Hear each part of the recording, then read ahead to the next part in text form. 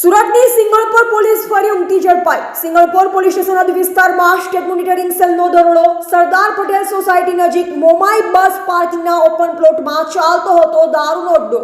State monitoring સેલે દરોડો કરી દારૂની 1772 bottle કરી જપ્ત। દારૂની કિંમત 2,83,648 રૂપિયા થવા પામી છે। State monitoring cell Suman Pathan, Deepak Dharmendra Patel, Jagdish Chhatrola, Vipul Pipaliya, Satish Kumar અને હિતેશ નામના વ્યક્તિઓની કરી છે ધરપકડ। ઉપરાંત ચંદનકુમાર સહિત દારૂનો જથ્થો આપનાર 5ને વોન્ટેડ જાહેર કર્યા। સ્થાનિક પોલીસ આ દારૂના વેચાણથી અજાણ હતી। સ્થાનિક સૂત્રોના જણાવ્યા અનુસાર ઘણા સમયથી ચાલતા હતા અડ્ડા, પરંતુ પોલીસ કરતી નહોતી કાર્યવાહી। સ્થાનિક સૂત્રોના કહેવા અનુસાર સિંગણપોર પોલીસ ઇન્સ્પેક્ટર તેમજ વહીવટદારની રહેમ નજર હેઠળ ચાલતો હતો દારૂનો અડ્ડો।